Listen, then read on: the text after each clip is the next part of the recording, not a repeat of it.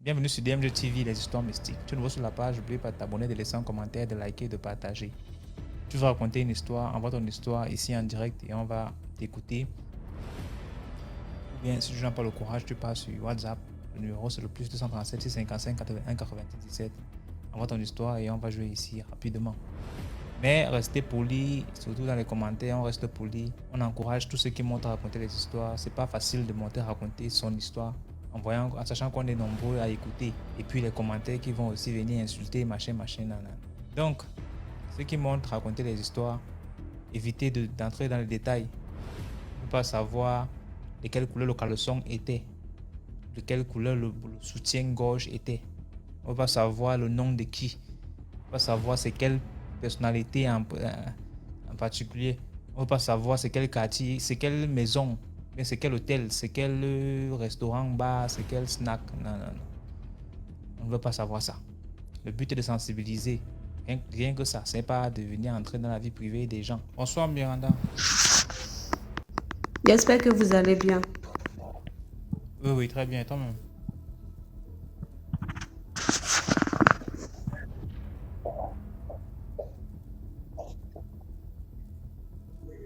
Ailleurs.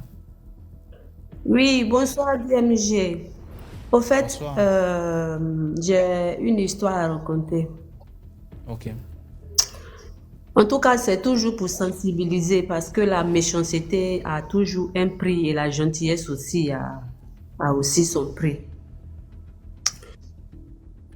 Cette histoire parle de la famille de ma cousine un peu éloignée, si je peux appeler ça comme ça. Je dis un peu éloignée parce que cette histoire concerne dans la famille de la sœur de ma grand-mère à mon père. Donc, ce sont des cousines un peu éloignées, si je peux appeler ça comme ça. C'est ma grand-mère qui me racontait l'histoire de son vivant, père à son âme. Et sa sœur en question, à leur temps, parce que ça fait des années, je n'étais même pas encore née et tout. À leur temps, ma tante en question, il paraît même que c'était une maman très, très, très méchante, cette maman-là. Et elle était mariée à un monsieur. Et tout le village parlait mal de la maman en question. Tout le monde parlait de sa du degré de sa méchanceté au fait. Et elle était détestée par tout le monde parce que c'est sûr que si tu es méchant avec tout le monde, si tu insultes n'importe qui, n'importe comment, y compris aussi les étrangers, on peut te haïr quand tu vis quelque part. Et c'était comme ça pour la grand-mère, la maman, la grand-mère en question, la maman. Et vous savez, avant au temps de nos aïeux, les mamans partaient au marigot à 4 heures du matin. Et tous les 4 heures, les mamans se mettaient en rang pour aller, ça se réveille entre elles. Oh, ma soeur, allons, on va aller puiser de l'eau. Parce qu'il y en a qui ne veulent pas aller seuls. Ça fait peur, la route fait peur et tout. Et c'était toujours comme ça. Mais la maman méchante là, personne ne voulait aller avec elle. Personne ne voulait aller avec la maman. Et ça a été toujours comme ça. À 4 heures du matin, elle lave sa bassine, elle part au marigot prendre son eau à chaque fois. Et une fois, quand la maman est partie, elle a trouvé une vieille femme à 4 heures du matin. Elle a trouvé une vieille femme au bord, je peux même dire que dans l'eau. Parce que la vieille là, elle était assise, mais elle avait quand même ses pieds dans l'eau. Mais c'était une femme lépreuse, au fait, si on peut appeler ça comme ça. Elle avait une maladie, elle est cassée, elle peut pas, elle a la bouche tordue, les doigts tordus, elle est lépreuse, carrément lépreuse. Mais elle était assise au bord d'eau. Et quand la maman en question est venue, elle a vu la vieille qui était assise là. Elle a chuté la fille là. Pourquoi tu mets tes pieds dans l'eau là à 4 heures du matin là? C'est quelle sorcellerie ça? Ah. On vient puiser l'eau Et toi, l'eau que nous, on prend, on boit, on fait tout avec dans la famille, toi, tu viens t'asseoir dans l'eau là. Et tes pieds, tes orteils sont couchés dans l'eau là. Ça, c'est qu'elle a fait ça. Et elle a chuté son pied, la vieille. Elle a chuté la vieille. C'est comme ça que la vieille avait du mal à parler.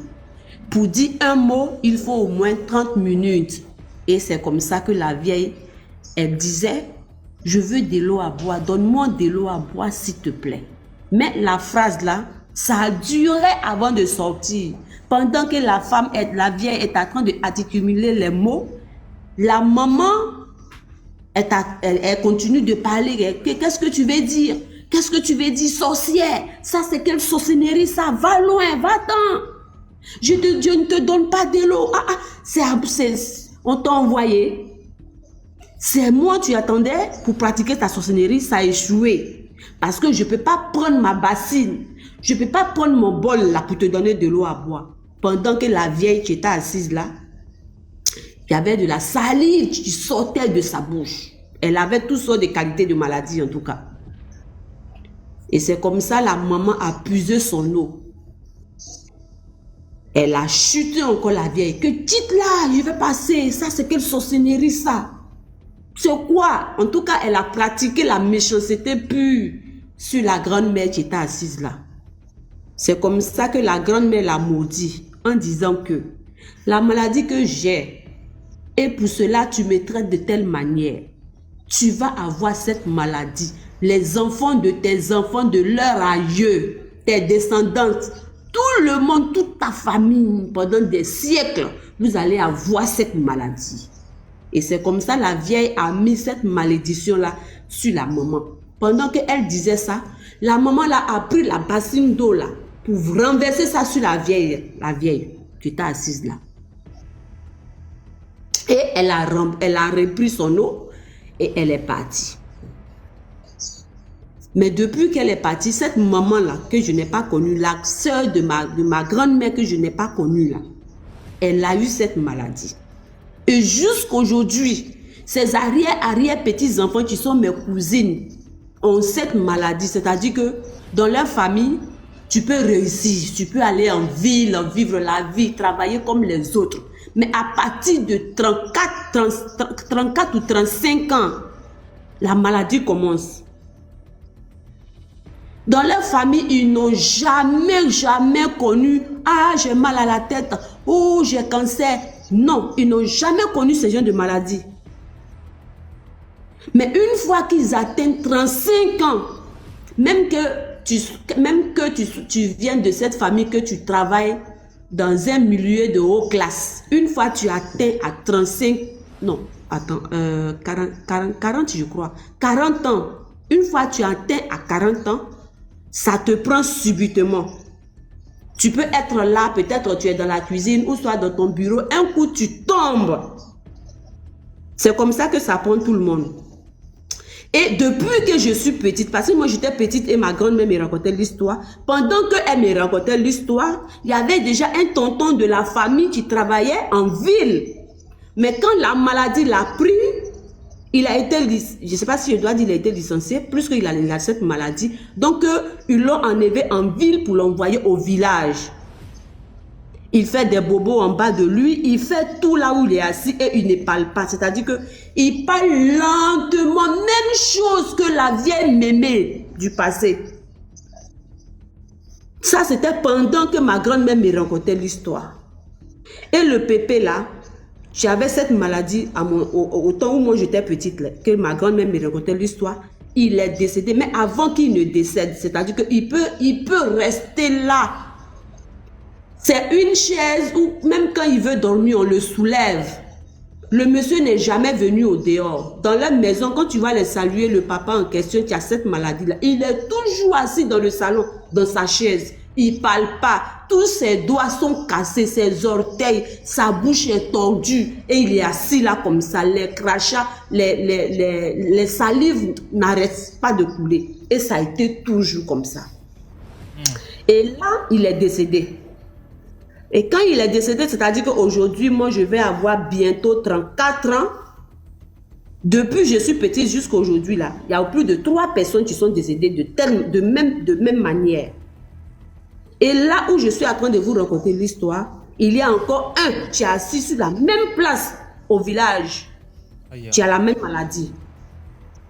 Donc parfois, ça me revient souvent mes cousines, elles m'en parlent, ça fait pitié, c'est déplorable. Parce que, bon, nous on l'a dit, aujourd'hui, là, avec Dieu, tout est possible. Donc, vous ne pouvez pas payer ce que votre arrière-grand-mère a confirmé. Ça, c'est impossible. De notre jour, Dieu existe. Donc, confiez-vous à Dieu. Mais souvent, quand je suis là, quand je pense que, bon, mes cousines actuelles, elles vont passer à la casserole, sincèrement, ça fait de la peine. Ça fait vraiment de la peine. Donc, en gros, c'est pour dire quoi? C'est pas l'histoire de quelqu'un que je rencontre, c'est une famille proche de moi. Mes cousines que je rencontre. Et depuis que je suis petite, que cette histoire-là, ça ne s'arrête pas jusqu'à présent. C'est une histoire qui fait vraiment très pitié, qui est très touchant. Donc, ce que j'aimerais dire dans cette histoire est que, même que tu sois la plus méchante de la commune, quand une inconnue ou un inconnu te demande quelque chose, comme les gens ont l'habitude de le dire, le bienfait n'est jamais perdu.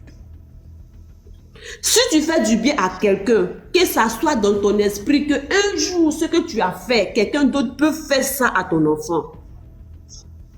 Tu as fait du mal, soit si toi tu n'as pas payé, quelqu'un d'autre peut faire payer ça à tes descendants. Et aujourd'hui, voici la situation. Triste réalité.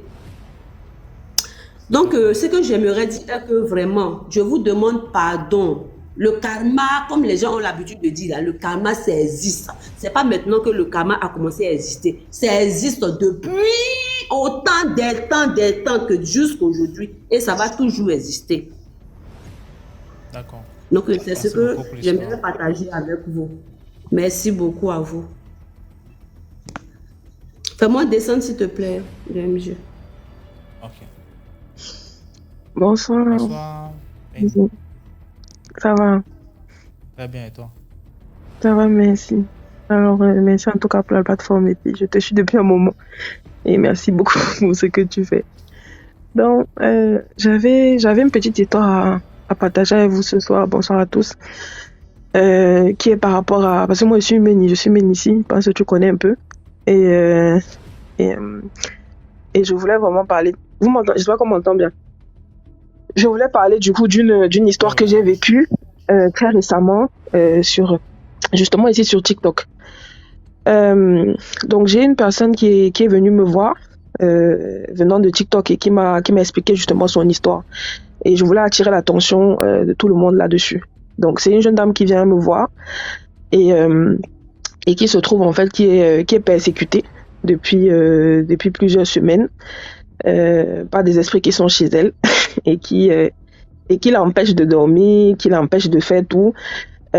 Même pour aller au travail, c'est très compliqué parce que quand elle se lève, c'est comme si tous les soirs on l'a frappée. Elle est très fatiguée. Elle a du mal en fait. Elle a du mal dans ses activités quotidiennes. Donc, j'ai dit mais qu'est-ce qui s'est passé et depuis quand est-ce que ça a commencé et où est-ce qu'on est arrivé là? Elle me dit on en est arrivé là parce que en fait elle a vu une astuce sur TikTok et elle a pratiqué l'astuce et depuis ça ne va vraiment pas dans sa vie. Donc je lui dis mais quelle astuce exactement elle a pratiqué. Donc elle a vu une astuce ici sur TikTok qui apparemment fait fureur, qui s'appelle le bain de Mami Wata. Peut-être certains connaissent, peut-être certains ne connaissent pas. Donc je vais pas expliquer trop des détails, mais elle a allé pratiquer donc cette astuce du bain de Mami Wata. Et depuis qu'elle a pratiqué l'astuce, elle a commencé à voir donc une dame dans ses rêves qui lui dit que je suis là. Et qui commence à lui demander des offrandes. Et tous les jours, elle ne dort pas. Parce qu'on lui avait expliqué que le bain en question, c'est un bain de déblocage et c'est un bain qui va lui permettre d'avoir beaucoup d'argent. Donc, c'est comme ça qu'elle a décidé qu'elle va pratiquer ce bain-là et que avec ça, les choses vont s'arranger dans sa vie parce qu'elle avait certains petits problèmes d'argent. Donc, elle a donc fait le bain et depuis, au début, ça allait effectivement. Elle a commencé à avoir un peu d'argent. Les choses se sont un peu améliorées dans sa vie. Mais le retour maintenant, c'est que on ne fait que la frapper. Elle ne dort pas bien. Maintenant, même elle ne parvient plus à aller au travail parce que quand elle se lève le matin, c'est comme si on l'avait vraiment tabassée. Tout sortir même de chez elle, c'est un problème. Elle a beaucoup de soucis, elle ne s'entend même plus avec sa famille. Tout ce qu'elle a réussi à obtenir, elle est en train de doucement le perdre en fait.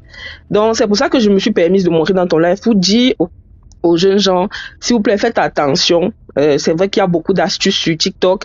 C'est vrai qu'on est souvent dans des situations de vie qui sont difficiles, qui sont compliquées. Mais s'il vous plaît, faites attention à vous. Les astuces, on ne pratique pas tout. Et les astuces de spiritualité, ce n'est pas un jeu. C'est vos vies que vous mettez en danger. Ce n'est pas un jeu en réalité.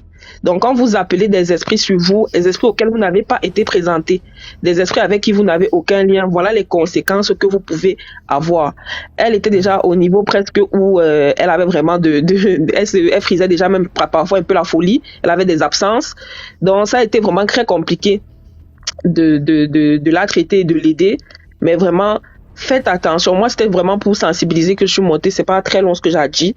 Donc, faites attention. Et s'il vous plaît, quand vous recevez des astuces sur TikTok et que la personne n'est pas capable de vous dire quelles sont les propriétés spirituelles des plantes qu'ils vous donnent, si vous allez faire l'astuce là, si ça marche, ça va partir comment? Si ça marche pas, ça va partir comment? Si on n'est pas capable de répondre aux questions basiques comme ça, s'il vous plaît, laissez les astuces. Ce n'est pas obligé. Allons travailler, c'est bien. Merci beaucoup DMG et merci pour ta plateforme. Tu peux me descendre. D'accord. Il y a des gens sur la qualité qu'ils tombent seulement sur une page TikTok. Spiritualité, bam, il s'est abonné. Le gars a posté une vidéo, il a écrit un petit P3 pour dire partie 3 ou bien patrie. Toi, tu ne regardes pas ça. Tu vois, seulement, il a encore donné l'astuce. Comment faire pour avoir les millions en 24 heures, bam. Tu passes maintenant, tu commences à faire ce qu'il a dit dans la partie 3. Sauf que tu n'as pas vu la partie 1, partie 2. Tu fais seulement partie 3. Et sauf que tu ne regardes pas si un partie 4 ou bien partie 5 après. Tu ne regardes pas, toi, tu t'en fous. Tu as vu la partie où on a montré comment faire les millions en 24 heures. Et tu peux appliquer. Sans demander c'est quoi le retour. J'ai fait l'erreur là. Bon, c'est même hors spiritualité, tout ça là. L'astuce était quoi? Tu vas entrer un code. Il te montre le code dans une vidéo. Il te montre le code que tu vas taper sur n'importe quel téléphone pour désactiver tes appels entrant, n'importe quel appel, tu peux passer l'appel, mais tu auras la connexion internet, tu peux faire des directs.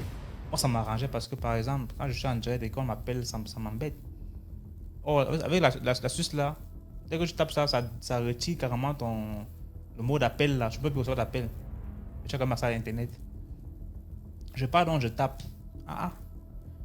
Maintenant, pour désactiver maintenant ça, ce que je viens d'activer, il n'y a pas moyen. Je pars maintenant à sa page, je vois pas la deuxième vidéo où il montre comment réactiver. J'ai dit, ok, je fais maintenant comment. Je peux maintenant lire les commentaires. Tout ce qui est avant maintenant, entrer le code sans voir la vidéo où on montre comment retirer ça. C'est les problèmes. J'ai fait les recherches qui m'appellent venu. J'ai cherché les comptes, comment maintenant débloquer ce qu'on a bloqué. Mais quand j'ai trouvé ça, il m'a dit que Dieu merci. Parce que mon téléphone est parti derrière, mon téléphone est déjà perdu. C'est comme ça qu'il y a donc plein de gars qui sont sur les réseaux, ils tombent sur des astuces, ils ne veulent pas savoir c'est quoi, cette vidéo ça vient là pourquoi. Qu'est-ce que le gars voulait dire ici? On ne veut pas savoir, on veut m'appliquer ce que le gars a dit. C'est dangereux. C'est dangereux. Allô? Bonsoir. Bonsoir. J'espère que tu vas bien. Je vais bien. Et toi? Très bien, merci. Bref, je vais juste raconter une histoire là. Ça révèle. J'ai l'écho. Je pense pas. Essaie de parler un peu. C'est comme si j'ai l'écho. Bref. C'est bon? Ouais, c'est bon. Ouais, je disais juste que c'est en rapport avec l'amitié, la mauvaise compagnie et tout.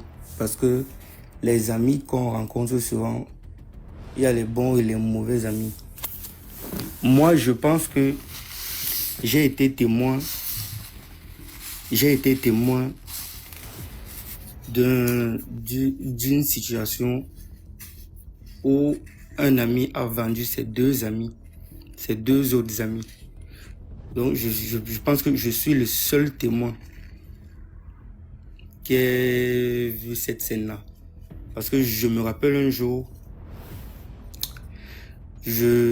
ma maman m'avait envoyé acheter du sucre. Et il y avait deux gars qu'on connaissait bien dans le quartier. Quand je pars donc acheter le sucre, je croise ces deux gars-là avec un autre de leurs amis. Mais comme ils parlaient le bassa, moi je ne suis pas bassa, mais j'entends bien. Donc juste sur mon passage, j'ai entendu même quelle Croix-Rouge là. Donc ça veut dire que moi je vais à la Croix-Rouge comme ça. Donc ils étaient habillés, ils n'étaient pas habillés, tu vois. C'est comme s'ils se disaient que bon, il faut que je me change quand même et tout. Moi, j'ai seulement sur mon passage, j'ai entendu même quelle Croix-Rouge là. Donc ça veut dire que je vais à la Croix-Rouge comme ça. Donc ils s'en foutaient de son habillement et tout. Moi, je suis passé, mais j'ai quand même entendu comment l'autre a dit, un des deux frères. J'ai entendu comment il a dit, moi je suis passé, j'ai acheté le sucre, je suis rentré.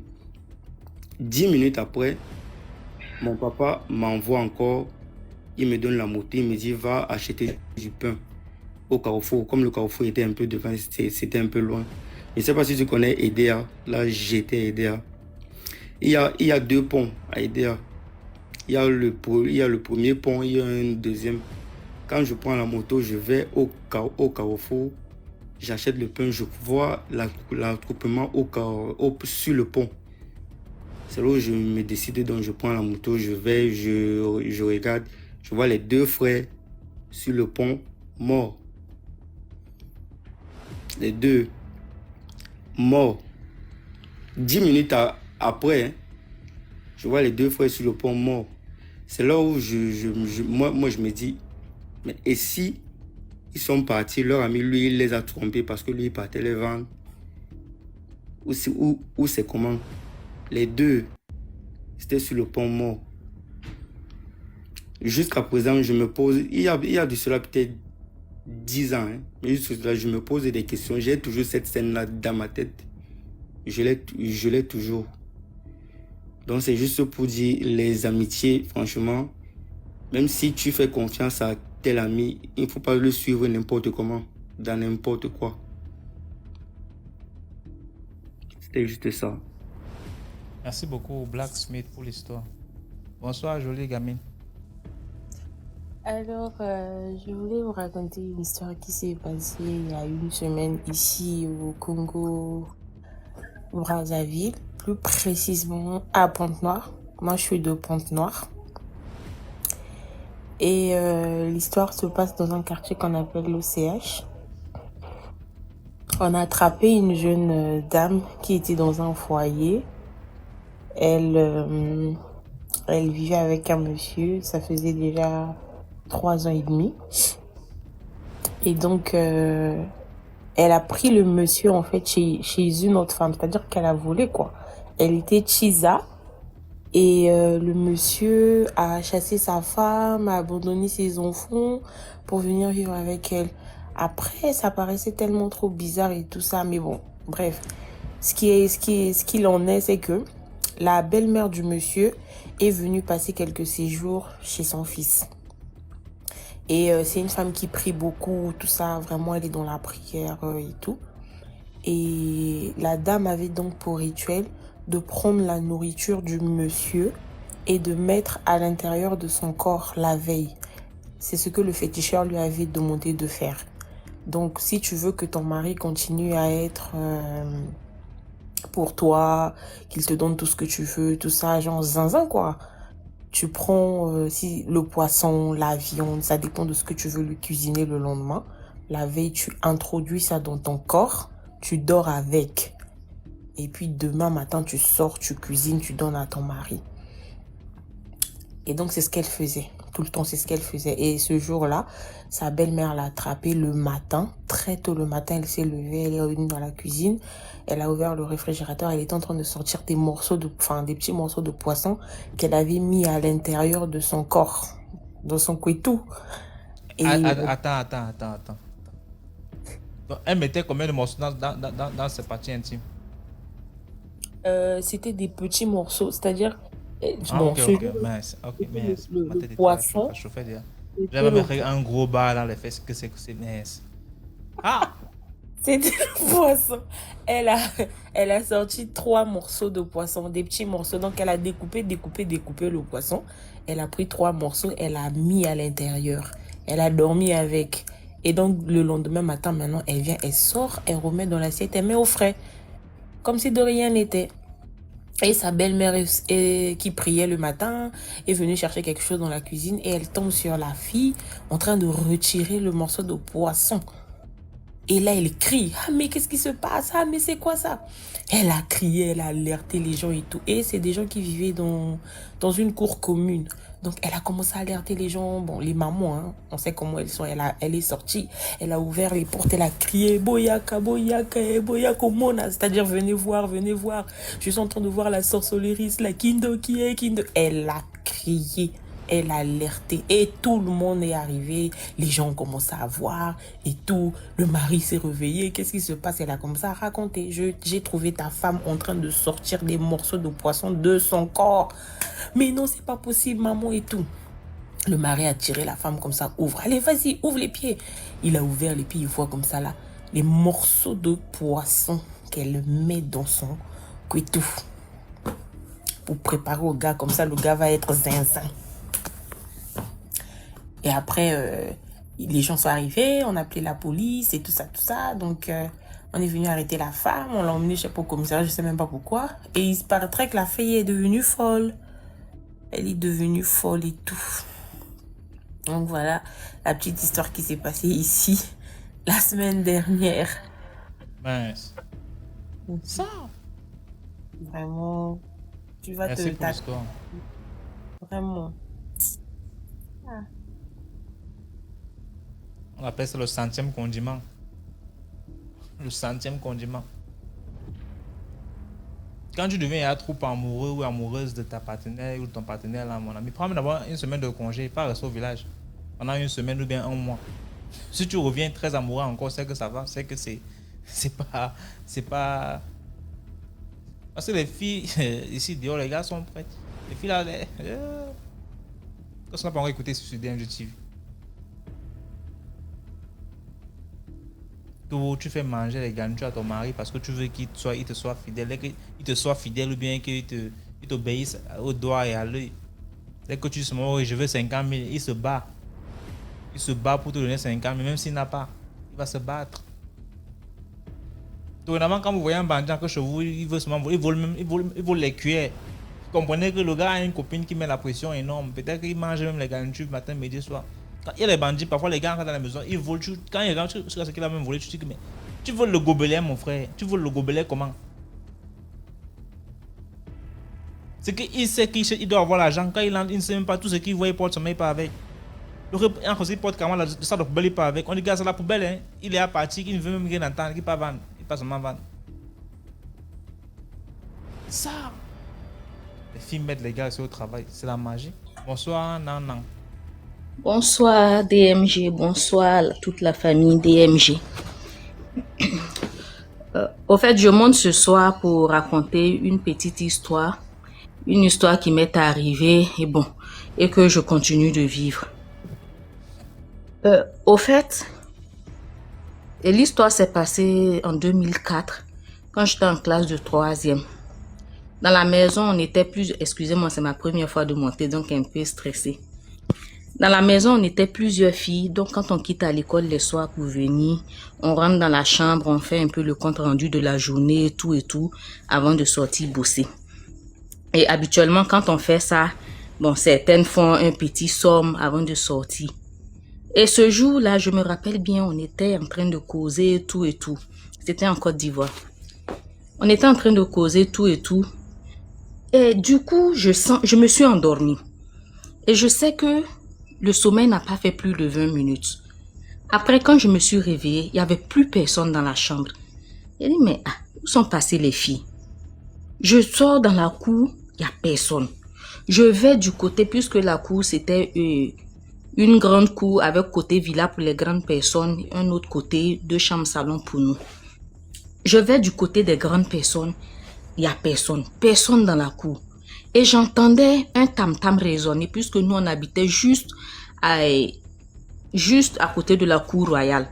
Et j'entendais un tam-tam résonner. Pour ceux qui vivent en Côte d'Ivoire, je suppose que certaines connaissent les comians. Elles ont l'habitude de danser. Ce sont des féticheuses qui dansent. Donc, c'était le tam-tam qui sonnait. Et comme habituellement, quand on entend ça, c'est vrai, bon, moi, j'avais un peu peur. Mais on partait regarder les danses quand même. Donc, je me suis dit, peut-être que les autres filles sont parties là-bas. Et quand je suis sortie, oui, la ville était normale, tout et tout. Mais sauf que quand j'arrive à la cour royale, il n'y a personne. Il n'y a pas de tam-tam, rien. Et j'entends le son dans une autre cour devant, un peu devant. Au fur et à mesure que j'entends le son du tam-tam dans les autres cours, je vais. Et quand j'arrive là-bas, il n'y a rien. Et je continuais, je suivais le rythme du tam-tam et le son du tam-tam jusqu'à ce que j'arrive quelque part et je croise un ami de mon papa qui me dit, mais attends, tu vas où? Que tu n'es pas l'enfant de tel? Je dis si. Et quand je partais, je tiens à préciser, je n'étais pas hypnotisée, rien. J'étais très consciente de ce que je faisais. Et quand il m'a dit, tu n'es pas l'enfant de tel? Je dis si. Mais tu fais quoi ici? Je dis non. J'étais là, mes soeurs sont sorties, elles sont allées où les comiens sont en train de danser, donc je vais vers là-bas. Il m'a dit, mais tu vois où tu es? Et quand il m'a dit, tu vois où tu es, c'est là, comme si on m'avait ouvert les yeux, je vois que j'étais déjà dans la brousse, en dehors même bon, c'était un gros village bien développé, en dehors même du village. Et j'avais dépassé carrément même la dernière maison. Bon, eux, comme ce sont des gens un peu mystiques, tout puisqu'ils faisaient partie de la chefferie et autres. Et je me suis pas demandé ce qu'il était allé faire dans la brousse.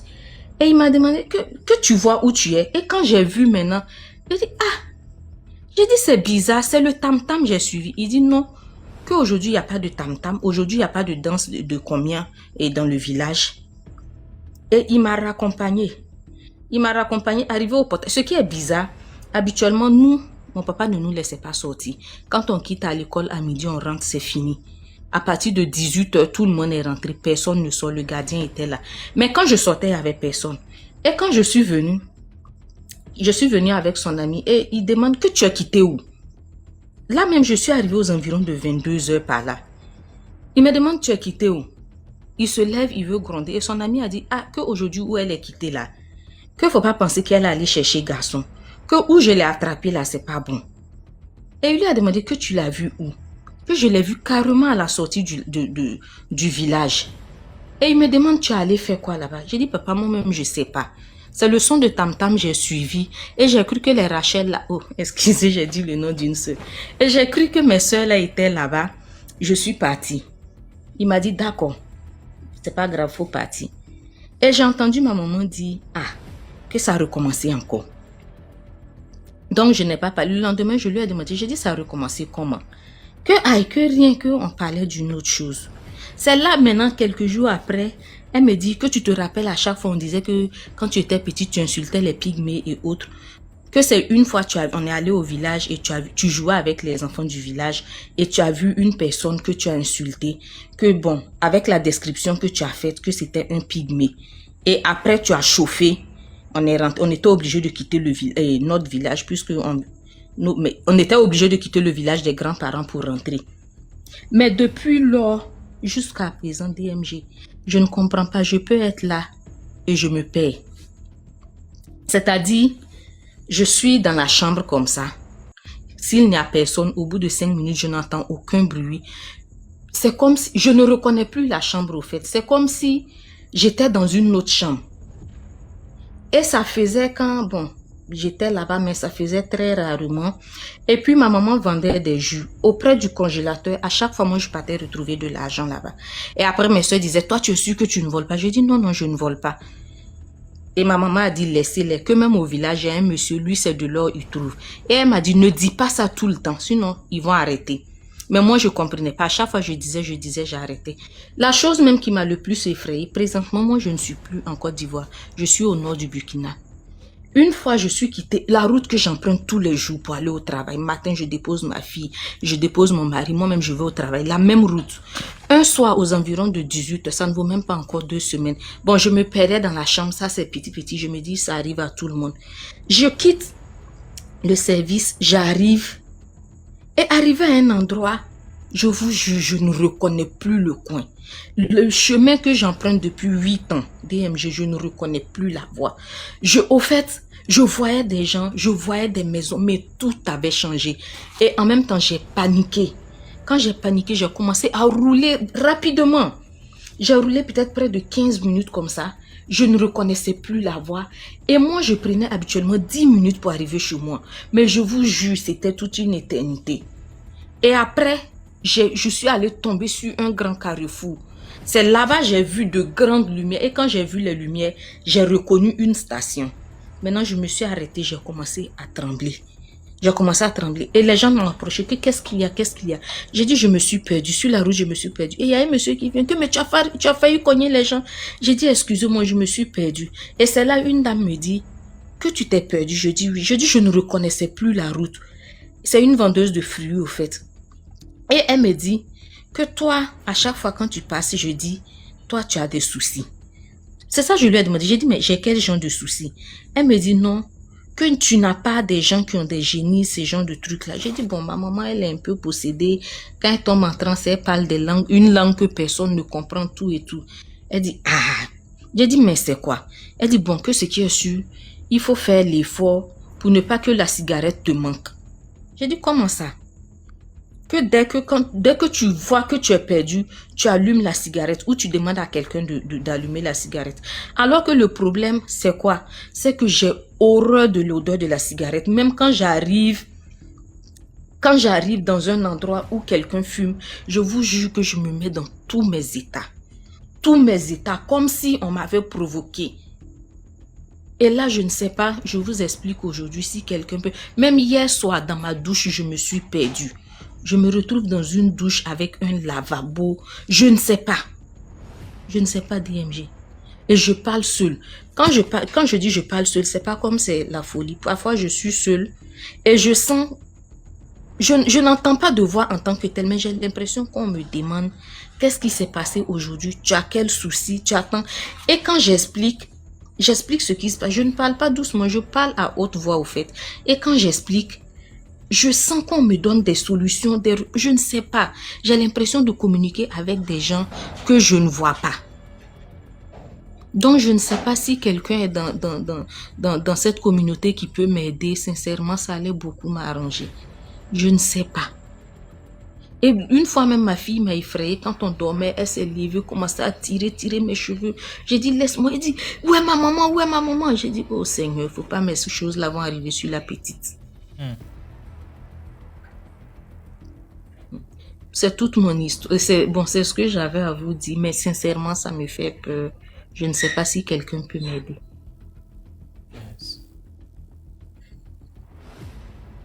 J'ai vu prendre du citron. Le citron ne me manque jamais. Même tout de suite, même je viens d'en mettre dans l'eau pour boire. Ok. Allez, commenter. Merci. Merci de m'avoir écouté. Ça. Allez, commenter, essayez de proposer des solutions. Hein. Bonsoir. Bonsoir. J'espère que vous allez bien, la famille DMG. Bien, comme là-bas. Ah d'accord, moi j'ai une histoire à raconter que moi-même j'ai vécue. L'histoire, c'est que quand on parle louer les maisons là, il faut vraiment mettre ça en prière parce que moi ce que j'ai vécu dans la maison et ma sœur, c'était vraiment incroyable. On a décidé de déménager et on a fait signe au propriétaire qu'on veut déménager. Et après ça, autant pour moi, après ça, le gars a commencé, c'est un Sénégalais, il a commencé à brûler les trucs dans la maison. En brûlant. Genre, c'était comme de l'encens. Maintenant, une fois, vu que à l'étranger, là, c'est un appartement, mais il y a plusieurs personnes dans la maison, en fait, donc vous louez la chambre. Donc ma soeur louait sa chambre, je louais ma chambre, et il y avait 3 chambres, des locataires, et la 4e chambre était pour le propriétaire. Et donc, le propriétaire, en fait, il ne voulait pas qu'on puisse sortir. Et hormis ça, ma soeur aussi avait, en tout cas, le partage là, souvent c'est bien, souvent c'est mauvais. Il faut tout le temps prier. Quand quelqu'un te donne quelque chose, tu pries. Au fond, ma soeur, elle avait lié des liens, juste le fait de prendre ce qu'on l'avait partagé chez le propriétaire. Donc, après ça, on a commencé à brûler les trucs à la maison. On brûle les trucs à la maison. Genre, le cœur a commencé à s'alourdir, on ne voulait plus sortir de la maison. En fait, moi, je ne voulais plus. Je disais à ma soeur, non, restons. Elle me dit, non, non, moi, mon cœur, ça ne va pas. Et une fois vers 6 heures, moi, je me réveille. En fait, c'est la copine d'un voisin. Elle est marocaine et elle a plus fait elle a fait ses études au Sénégal. Donc, elle maîtrise vraiment les choses du Sénégal. Et donc, elle, le matin, quand elle se réveille pour aller se soulager, elle se rend compte que la douche, il y avait des trucs bizarres. Parce que dans la maison, il y avait 2 douches.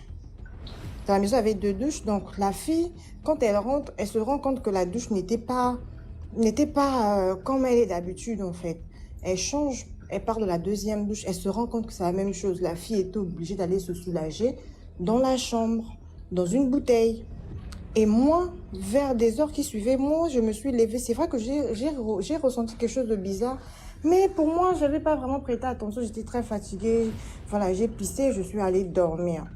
Et c'est le soir maintenant, on était tous là dans la cuisine. C'est le copain du gars qui nous explique que, le matin, il y a ma copine qui était dans la douche, mais elle a remarqué des trucs bizarres. J'ai dit, ah bon, mais c'est genre, ce sont des fétiches en fait, il faut dire. Ce sont des fétiches et tout, pour alourdir ceux qui vivent dans la maison. On a trouvé ça vraiment étrange. Donc, quand on a trouvé ça vraiment étrange, ma soeur et moi, on a parlé de ça. Quand on a parlé de ça, bon, après on a contacté un frère qu'on prie ensemble, et le frère nous a dit, ne vous inquiétez pas, on va mettre ça en prière. Quand on a mis en prière, et le jour vraiment, à la veille du déménagement, ma soeur a fait une crise. Et en faisant la crise, c'était compliqué. C'était vraiment compliqué. Je vais vous épargner des détails parce que je pense qu'il y a d'autres personnes qui veulent monter pour expliquer aussi leur histoire mystique qu'eux, ils ont vécu. Donc, je serai vraiment bref dans mes propos. Donc, après ça, quand ma soeur fait une crise, heureusement, je me suis... En fait, depuis que je suis née, je n'ai jamais eu le courage de prier et tout. J'ai eu le courage de prier. J'ai prié, j'ai appelé un frère jusqu'à ce que le frère qu'on prie ensemble, il nous a dit... il m'a dit à moi de continuer de prier. J'ai continué de prier. Et voilà.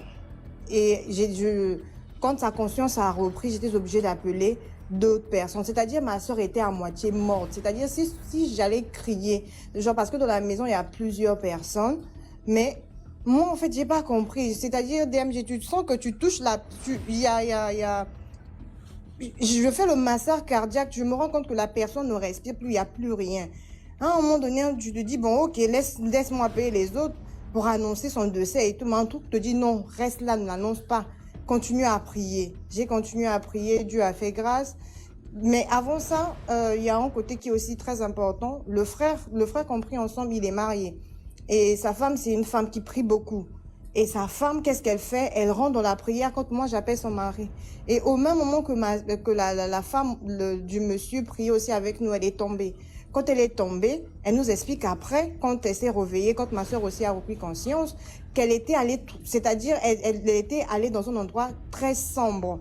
Et dans l'endroit sombre qu'elle était partie là, elle faisait que courir jusqu'à ce qu'elle a vu ma soeur qui était assise avec des fils aux mains. Donc il fallait qu'elle puisse enlever les fils les fils qui étaient attachés sur le bras de ma soeur pour libérer ma soeur. Donc, quand elle libère ma soeur, il n'y avait pas des gens. C'est quand ils ont essayé de marcher. Après, un truc lui dit non, faut courir.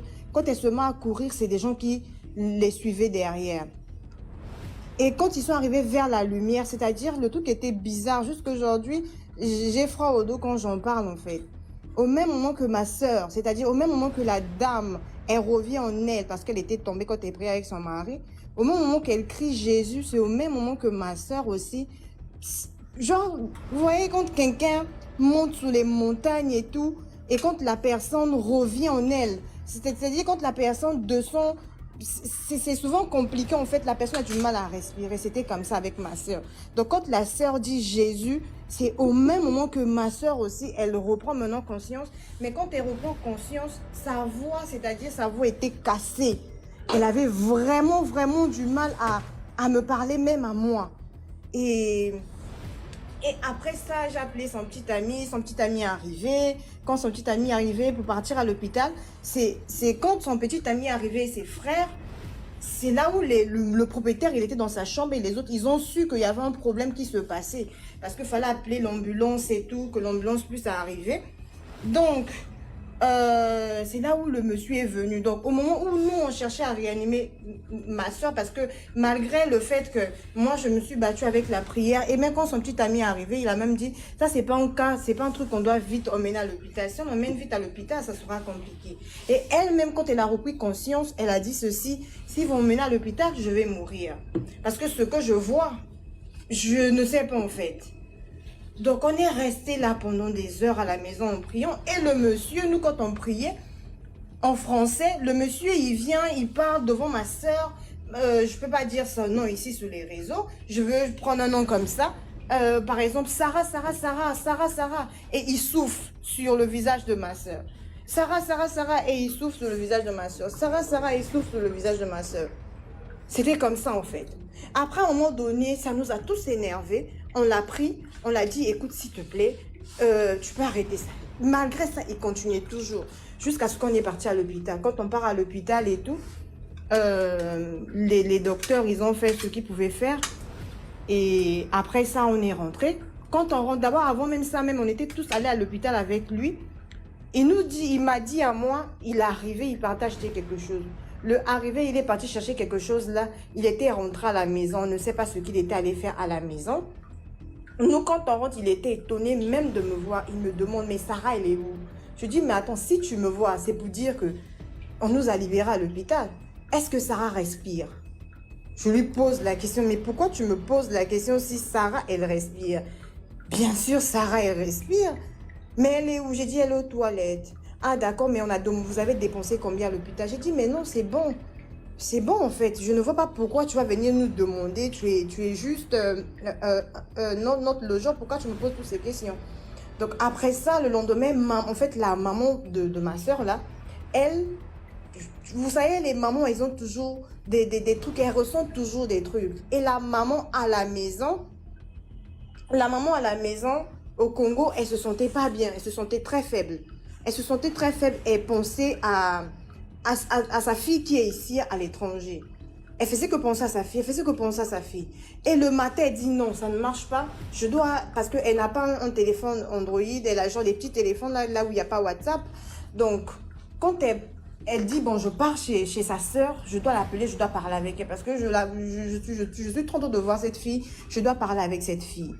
Quand la maman arrive juste chez sa petite sœur, demander le téléphone, dès qu'elle appelle, avant même qu'elle puisse appeler, c'est son frère, c'est-à-dire il y a un de nos frères aussi qui est ici avec nous, il était aussi avec nous à l'hôpital. Donc c'est lui aussi, donc quand la maman essaie d'appeler ici pour demander les nouvelles de Sarah, c'est le grand frère qui était aussi avec nous à l'hôpital qui appelle la petite soeur pour annoncer en fait, mais écoutez, Sarah, regardez ce qui s'est passé la nuit, c'était un peu compliqué et tout. C'est là où la maman dit, mais attendez, pourquoi vous me cachez un truc comme ça? Depuis hier, c'était compliqué et vous avez gardé ça pour vous. C'est vraiment bizarre en fait. Et donc c'est là où quand la maman finit de parler avec le frère, c'est là où elle appelle Sarah elle-même. Quand elle appelle Sarah, Sarah ne veut pas. Elle ne voulait pas dire à maman qu'est-ce qui s'était passé.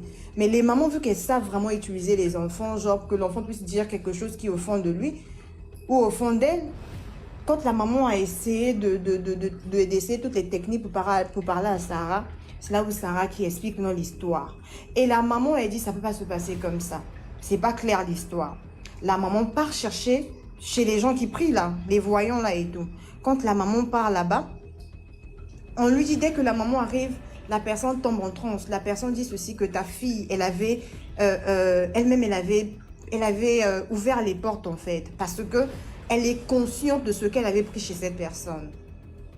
Elle est très consciente de ce qu'elle avait pris chez cette personne et demandez-la ce qu'elle avait pris chez cette personne et tout. Et la personne a expliqué tout ce qui s'est passé chez nous ici à l'étranger, a expliqué à la maman. Et la maman, la personne ne me connaît pas.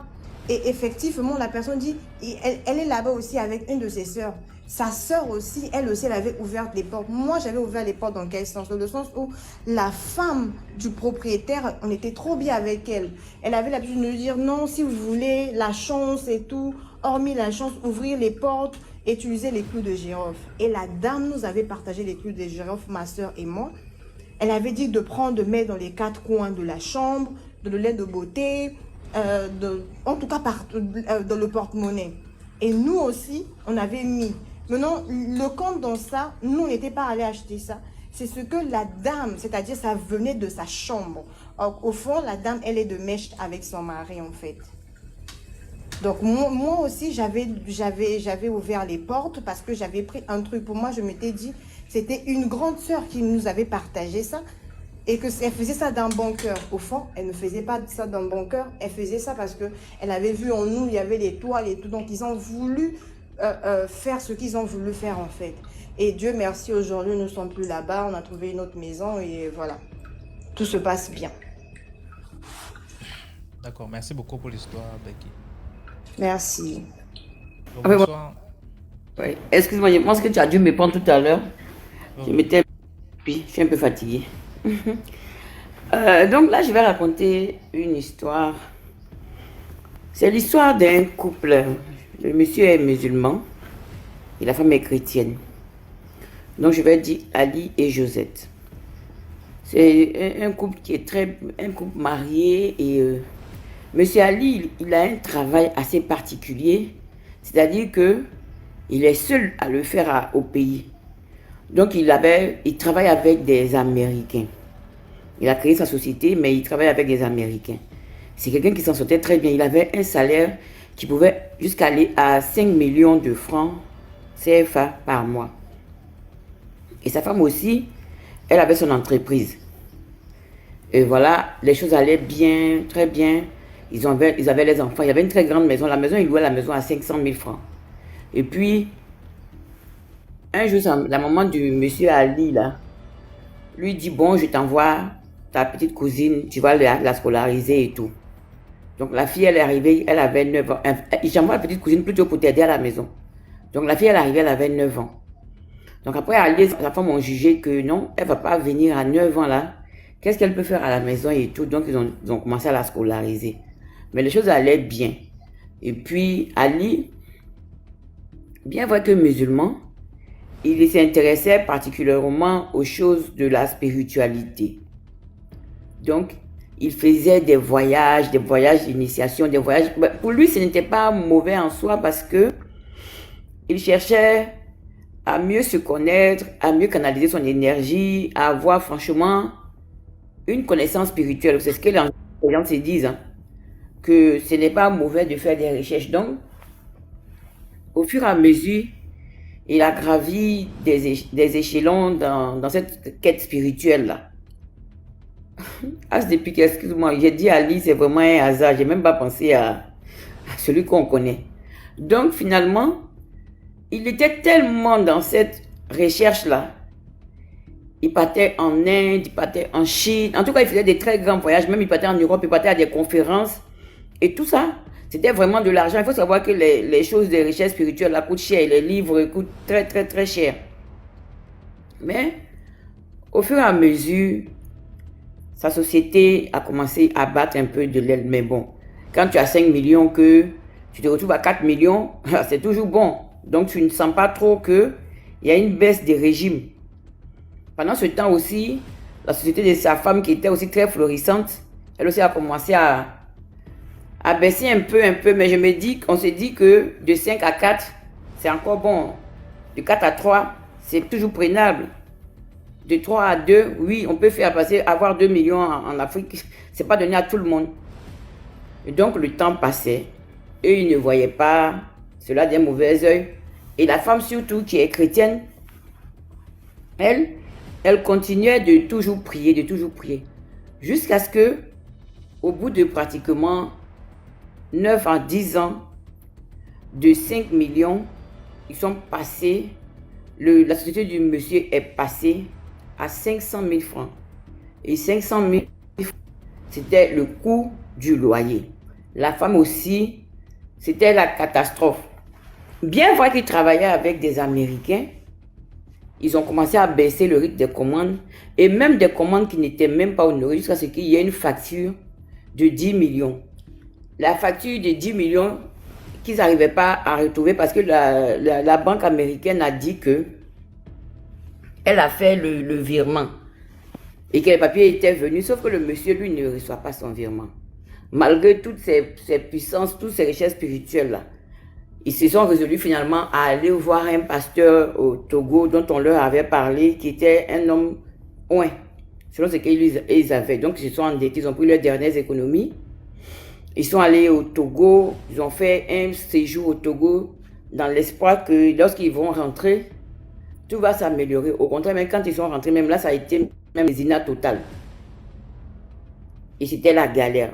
Et vous savez que les gens, ils remarquent, même si vous avez toujours la même maison, vous avez toujours la même voiture, il y a toujours des gens qui ont le nez creux, qui voient qu'il y a quelque chose quand même qui ne va pas parce que même si votre corps, ça se ressent qu'il y a quelque chose qui ne va pas. Donc c'était la totale, mais c'était vraiment la galère totale. En fait, la galère financière totale, sauf qu'ils avaient quand même encore de quoi payer le loyer, ils avaient quand même encore une voiture et tout.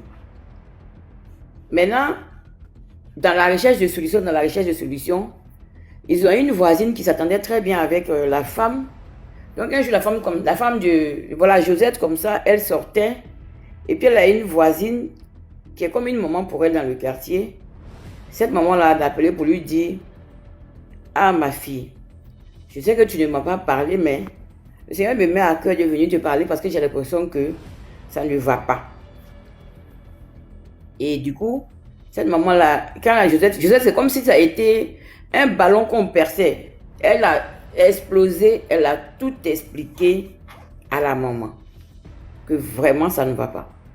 Elle prie, elle fait tout, mais rien ne va. La société de son mari est au bord de la faillite. Elle-même, sa société est tombée carrément en faillite et que vraiment rien ne va. Et donc la maman lui dit: bon, moi j'ai mon papa, un homme de Dieu qui est très oint. Si tu veux, tu en parles à ton mari et vous allez y aller. Mais pour l'instant, elle a donné une petite huile d'onction comme ça. Tiens ça, il faut utiliser et puis tu en parles à ton mari si ton mari est OK. Bon, elle, son mari, c'est vrai. Mais quand son mari est arrivé le soir, elle en a parlé et puis ils ont d'abord ils ont suivi les instructions que la maman leur a données avant même d'aller voir l'homme de Dieu parce que c'était sur rendez-vous. Enfin, il y a des jours de réception plutôt. Ils ont oint la maison, tout et tout. Et ils devaient partir voir l'homme de Dieu, comment on appelle ça, 3 jours plus tard. Mais entre-temps, la facture de 10 millions, là, le versement de 10 millions, c'était 2 versements, mais le total faisait 10 millions que la société, l'État fédéral américain, la Banque fédérale américaine leur devait. Et ils ont dit qu'eux, ils ont fait le virement. C'était depuis combien de mois ils s'étaient tiraillés avec la banque. Ils ont dit qu'ils ont fait le virement. Sauf que le virement n'est jamais arrivé. Maintenant, quand ils demandent aux Américains de leur amener le bordereau de transmission des virements, là, puis lui, il va aller se présenter à sa banque. Le correspondant refuse. Il dit que non, c'est un État fédéral. Donc, eux, ils ne peuvent pas donner de bordereau pour quoi que ce soit. Ça, le monsieur dit, mais ça fait quand même plusieurs années qu'on travaille ensemble. Ce n'est pas la première fois que j'arrive à vous demander un document de la sorte. Le monsieur il dit non, qu'il ne peut pas, il ne peut pas. Donc c'était quand même depuis 3 mois, il s'est tiré avec le monsieur. Mais dès qu'ils ont aspergé la maison le lendemain, le monsieur le rappelle pour dire, bon, finalement, le fait que vous avez demandé là, je vais vous le faire, mais il faut savoir que ça va prendre au moins 1 mois. Dans un premier temps, pour vous envoyer déjà le premier virement qui, je crois, qui était de 7 millions, que le papier, il va falloir que je fasse une demande et tout, ça va prendre 1 mois. Donc, il était déjà content parce que un papier que le gars disait que non, on ne vous le donnera pas. le fait que le monsieur même le contacte pour lui dire que on va vous ramener le papier, mais ça va prendre au moins 3 mois, lui, il est déjà content. Au bout de 2 jours, il consulte ses mails, il voit que le monsieur lui a ramené le papier là. Donc, il m'a posé des questions, il dit non, attends. Est-ce que ça a un rapport à avoir avec l'huile d'onction que la maman là nous a donné? Donc du coup, ça leur a donné du courage. Ils sont allés rencontrer l'homme de Dieu et tout ça. Le monsieur qui a déjà visité toutes sortes d'endroits où il y avait la grande spiritualité, lui-même de sa propre bouche, il disait que il pouvait sortir de son corps. Dans ces moments de trucs là, il pouvait même lui-même sortir de son corps. Donc ça pour dire que c'est quelqu'un qui est arrivé à un haut niveau. Donc quelqu'un qui peut sortir de son corps, c'est pas l'évitation qu'il peut pas ne pas faire. Mais n'empêche que quand il a réalisé sa situation là, il a dit bon, déjà que je n'ai même pas croisé cet homme de Dieu là, seulement lui dans son coin qui l'a béni, a fait que ça me de débloquer mes dossiers. Je vais aller le voir. Et quand il est parti, malgré toute sa connaissance spirituelle qu'il avait, il s'est présenté devant cet homme de Dieu là. Et puis, il a parlé avec sa femme, il a parlé avec le monsieur. Et puis, ils sont revenus. Et puis, quand ils sont revenus, effectivement, les choses ont commencé à se décanter.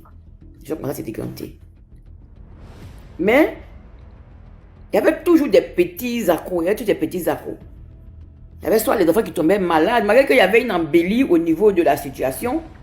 Mais il y avait toujours des petits accros et tout. Et surtout la femme, quand elle partait voir l'homme de Dieu là, elle disait on a 3 enfants.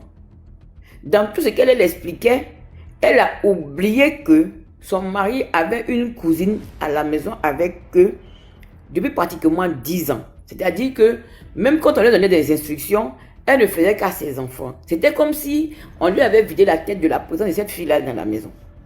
Donc ça faisait que, malgré tout ce qu'il faisait, il y avait quand même des petits accros et tout. C'est dans un jour, la cousine de son mari l'avait mise en colère, elle était dans les disciplines, et puis la maman qui lui avait conseillé d'aller voir l'homme de Dieu là, est arrivée chez eux. Et puis elle m'a dit, ah ma fille, comment ça? Elle dit non maman, ça va bien, mais seulement c'est que j'ai l'impression qu'il y a des petits accros, et puis qu'on fait des rêves, voilà. Et la maman lui demande, mais est-ce que ta protégée là, tu es parti avec elle chez l'homme de Dieu? La dame explique que c'est comme ça. Je vais expliquer que c'est comme si maintenant on lui avait ouvert la vue. C'était comme si elle avait eu un blocage, c'est-à-dire un blackout sur la présence de cette fille là dans sa maison. Donc qu'est-ce qu'elle fait? Quand elle rentre dans la maison, elle dit à la cousine, à son mari, toi, on va aller voir mon papa là. Et quand elle a fait ça, le jour J où elle devait amener la fille, la jeune dame voir l'homme de Dieu, elle se réveille le matin devant la porte de sa chambre. C'est pas une maison comme ça, une maison cossue. Devant la porte de sa chambre, elle ouvre la porte net. Quand elle lève le pied, qu'est-ce qu'elle voit? Elle met son pied, c'est dans un gros caca. Elle a mis le pied. Qui veut dire faire caca dans une maison de standing? Donc elle est rentrée dans une forte colère, ce qu'il ne fallait pas. Et du coup, elle attendait de crier. Puis elle s'est rendue compte que non, la colère est l'ennemi de la prière. Donc elle s'est calmée. Et puis elle a dit, bon, je vais me calmer, on va aller. Elle dit à sa belle-nièce, belle cousine plutôt, on y va. Elles prennent la voiture. Quand elle enclenche le moteur, la voiture en panne. La femme fait tout. La voiture ne démarre pas. Elle dit, c'est pas grave, je vais quand même tenir. Et elle a appelé un taxi. Malgré que l'heure avancée, elle a appelé un taxi. Puis c'est avec le taximètre qui sont partis maintenant chez l'homme de Dieu. Arrivée là-bas, la fille, elle est arrivée, elle était en colère. On lui dit, mais on lui donne des actions prophétiques à poser. Elle ne voulait pas, mais sous l'obligation, elle était obligée de prendre. Et quand elles sont revenues à la maison, quelques jours après, la fille a commencé à passer aux aveux. Ça veut dire, depuis pratiquement 10 ans là, c'est la cousine là, qu'ils ont ramenée à l'âge de 9 ans là, qui était en train de détruire, malgré toutes les connaissances spirituelles du monsieur là, qui était en train de détruire cette famille. Et ce monsieur qui avait pratiquement 5 millions de francs par mois de salaire, et c'est arrivé jusqu'à 500 000 francs. Et donc, quand ils ont commencé, la fille a commencé à passer aux aveux, eux aussi ils ont commencé à doubler en prière, jusqu'à ce que le monsieur, pour répondre ses affaires, un jour il est là comme ça, et puis sur Internet, il tombe sur une annonce. Quand il tombe sur l'annonce, il veut postuler, il se dit à sa femme, bon, c'est vrai, Mon business avec les Américains est gâté, mais cela c'est une société française. Donc, bon, c'est que les Américains donnaient entre 4 et 5 millions. Si c'est les Français, moi, c'est vraiment donner la moitié. Et le monsieur, quand il postule tout, les gens lui envoient une réponse pour lui dire, ah, on est intéressé par votre profil. Donc, ils font des entretiens téléphoniques. Et c'est la société qui demande au monsieur, combien vous voulez qu'on vous donne comme salaire?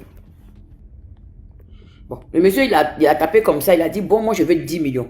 Alors que lui-même, à la base, il se disait que cette société-là ne va pas payer plus de 5 millions, puisque les Américains payaient mieux que les Français. Donc, les Français, ils vont dans les tractations, ils disent, bon, on vous propose 8 millions. 8 millions. C'est-à-dire, après les prières, après les actions prophétiques, où la fille a commencé à faire les aveux, donc le monsieur a eu un boulot, il va pas, c'est pas qu'il va aller en France, hein, il va travailler à distance, il a un salaire de 8 millions. Donc maintenant, étant donné que sa cousine, elle est passée aux aveux, qu'est-ce qu'il faut faire? Il allait voir l'homme de Dieu. L'homme de Dieu lui a dit non, retourne la fille d'où elle est venue et demande à Dieu de t'éclairer qui est derrière le fait qu'elle soit venue chez toi à la maison. Sachant très bien que c'est la maman du monsieur qui a dit, prends ta nièce.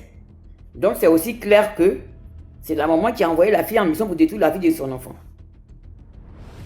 Donc, je répète ici chaque fois, vous pouvez être victime de sorcellerie, par exemple, d'un parent qui est loin de vous.